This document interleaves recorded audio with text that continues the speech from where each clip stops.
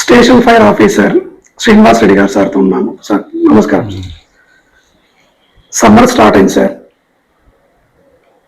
అంటే ఊర్లలో కావచ్చు, సిటీలో కావచ్చు, తరచుగా ఈ సమ్మర్లో ఎస్పెషల్గా ఫైర్ ఇన్సిడెంట్స్ చూస్తున్నాం. దానికి కారణాలు ఏంటి? ఫైర్ ఇన్సిడెంట్ అంటే విలేజ్లలో వచ్చి ఇప్పుడు సమ్మర్ కాబట్టి ఆకులు అవి ఇవి చాలా రాలుతూ ఉంటాయి. సో అవి రాలి ఎవరో గుర్తు తెలియని వ్యక్తులు కానీ సిగరెట్ కానీ బీడీ లేదంటే ఏదైనా చిన్న పార్టీలు కూడా చేసుకుంటున్నారు బయట. సో అట్లాంటి వాళ్ళు ఎవరైనా సిగరెట్లు ఆగి పడేయడం వల్ల ఫారెస్ట్ ఏరియాలో కానీ సో విలేజ్లలో కానీ ఫైర్స్ అవుతున్నాయి, వస్తున్నాయి కూడా కాల్స్ ఈ మధ్యలో. సో జనరల్గా ఫైర్ సేఫ్టీ అనేది స్కూళ్ళల్లో చూస్తుంటున్నాము, హాస్పిటల్లో చూస్తుంటున్నాము, చారిటబుల్ ట్రస్ట్లో చూస్తుంటున్నాము. రెసిడెన్షియల్ పర్పస్లోకి వచ్చేసరికి అంత అవుపించట్లేదు ఫైర్ సేఫ్టీ అనేది. కారణాలు ఏంటి? రెసిడెన్షియల్ అంటే ఇప్పుడు అపార్ట్మెంట్స్ ఉన్నాయి కాబట్టి అపార్ట్మెంట్స్ మనకు ఫిఫ్త్ ఫ్లోర్ వరకు అవసరం లేదు. తర్వాత ఎక్స్టెన్షన్ 5th నుంచి 6th వరకు అయితే కంపల్సరీ ఫైర్ డిపార్ట్మెంట్ నుంచి ఎన్ఓసి తీసుకోవాల్సిందే, పర్మిషన్ తీసుకోవాల్సిందే.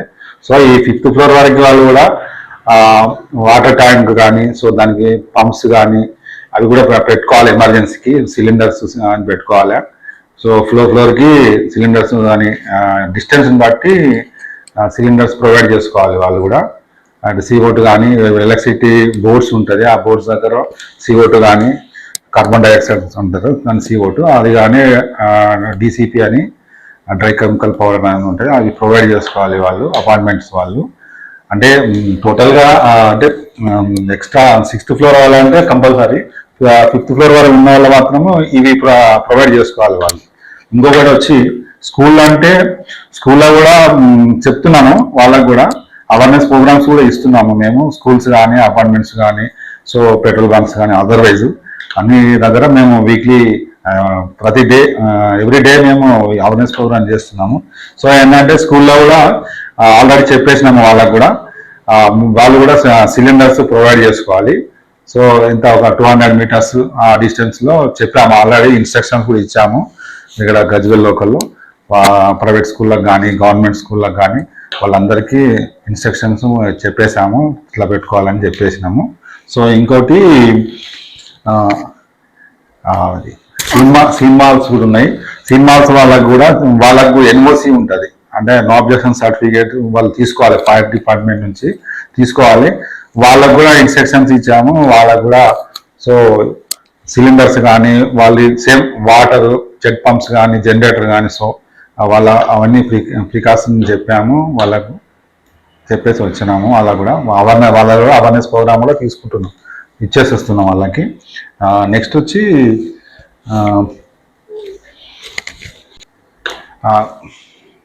ఇంకోటి ఏంటంటే హాస్పిటల్స్ అంటే ఇక్కడ హైయర్ ఏజ్ హాస్పిటల్స్ అంటూ ఏం లేవు. కొన్ని హాస్పిటల్ నర్సింగ్ హోమ్స్ ఉన్నాయి, వాళ్ళు ఆల్రెడీ కొన్ని హాస్పిటల్ వాళ్ళు ఎన్ఓసి తీసుకున్నారు ఫైర్ డిపార్ట్మెంట్ నుంచి. సో చిన్న చిన్న మల్టిపుల్ అంటే చిన్న మామూలుగా వాళ్ళకు అవసరం లేదు, జస్ట్ సిలిండర్స్ పెట్టుకుంటే సరిపోతుంది వాళ్ళు. గజ్వేల్లో అంటే హాస్పిటల్స్ వాళ్ళకు నో అబ్జెక్షన్ సర్టిఫికెట్స్ ఇష్యూ చేశాము, వాళ్ళు తీసుకున్నారు. ఇంకా అదర్వైజ్ కొత్తగా ఏమన్నా పడ్డ వాళ్ళకు వాళ్ళు వస్తే వాళ్ళకు కూడా ఈ ప్రికాషన్ చెప్పేస్తాము. జనరల్గా ఫైర్ ఇన్సిడెంట్ కాగానే మనకు ఒక నెంబర్ ఉంటుంది, డయల్ చేస్తాం 101, హెల్త్కి అయితే 108 ఇట్లా చేస్తాం. టైం టేకింగ్ ఉంటుందా? ఎంతవరకు మనం రీచ్ అవుతాము ఇన్సిడెంట్ అయిన తర్వాత? ఓకే, 101 మాది ఫైర్ డిపార్ట్మెంట్ వచ్చి కంట్రోల్ రూమ్ 101 మొబైల్ నెంబరు.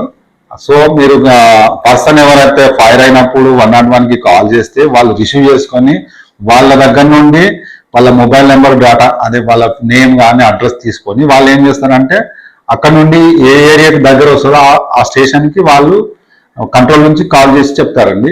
చెప్పినప్పుడు మేము ఆ నెంబర్ అయితే క్యాండిడేట్ అయితే ఎవరైతే ఉంటారో ఆ క్యాండిడేట్ నెంబర్ మేము తీసుకొని ఆ క్యాండిడేట్కి మేము కాల్ చేస్తాం. సో పర్సన్ ఎక్కడ ఫైర్ అవుతుంది, సో ఏం కాలుతుంది ఏంటి అని, అక్కడ నుంచి మేము ఇమీడియట్లీ టర్న్ అవుట్ అయిపోతాము వెహికల్ అని. పబ్లిక్ కూడా చాలా మందికి తెలియకపోవచ్చు. సో 101 అనేది ఫైర్ కంట్రోల్.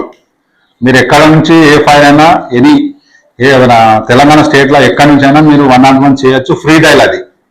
సేమ్ ఇట్లా హాస్పిటల్ది కానీ ఇట్లా 104 అట్లా ఉన్నాయి కదా, దానిలాగానే ఇది ఫ్రీ కాస్ట్ మొబైల్, దానికి ఏం ఛార్జ్ పడదు, ఏం పడదు. 101 క్లారిటీగా మీరు ఫైర్ అయినప్పుడు క్లారిటీగా కంట్రోల్కి మీరు చెప్పేస్తే అడ్రస్, మొబైల్ నెంబరు, పేరు అవన్నీ అడ్రస్ క్లారిటీగా చెప్పేస్తే వాళ్ళు ఇమీడియట్లీ ఏ అందుబాటులో ఏ స్టేషన్ కానీ ఏ డిస్టిక్లోనైనా, టోటల్ తెలంగాణ టోటల్ ఏ డిస్టిక్ అయినా ఏ స్టేషన్ కైనా దగ్గర కమ్యూనికేషన్ దగ్గర ఉంటుందో నియర్ ఆ ఆఫీస్ వాళ్ళకి వాళ్ళు కాల్ చేసి చెప్తారు.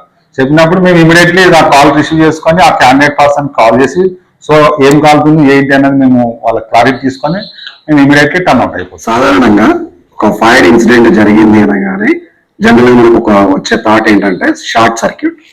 ఇది ఎంతవరకు నిర్ధారణ చేయగలుగుతారు? ఒక ఇన్సిడెంట్ జరిగిందంటే కంప్లీట్ గా బేస్ ఆన్ షార్ట్ సర్క్యూట్ ఉంటుందా, లేదంటే ఇతర కారణాలు కూడా ఉండొచ్చు?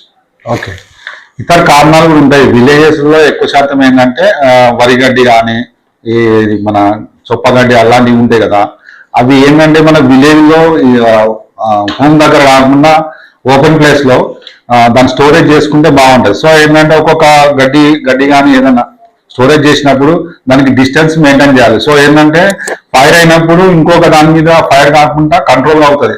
మధ్యలో ఏంటంటే కట్ ఆఫ్ ఉండాలి ఏదైనా. మళ్ళీ విలేజ్ కి అవుట్స్కట్ లో స్టోరేజ్ చేసుకోవాలి. ఎందుకంటే విలేజ్లలో చాలా మంది ఏంటంటే ఇళ్ళ పక్కనే పెట్టుకుంటారు. సో అది ఏదో అది గడ్డిలో హీట్ పుడుతుంది ఆటోమేటిక్ గా. హీట్ వచ్చేసి దాంతో మనం ఎవరు ఏం చేయకుండా ఆటోమేటిక్ గా దాంట్లో ఫైర్ అయిపోతుంది. ఆ ఫైర్ తో ఏమైందంటే ఇప్పుడు సమ్మర్ లో ఈ రకాలు చాలా వస్తుంటాయి. ఆ వచ్చినప్పుడు దాన్ని ఎవరు నైట్ వచ్చింది అనుకోండి పడుకుంటారు అందరూ, దాంతో ఫైర్ అయ్యి ఇళ్ళలోకి వస్తుందంటే ప్రమాదం. అయితే ఫైర్ అనేది మీరు చెప్పారు ఏంటంటే టైప్ ఆఫ్ ఫైర్స్ ఉంటాయి. ఒకటే ఇన్స్ట్రక్షన్స్ ఇది ఒకటే అవుతుందని కాదు.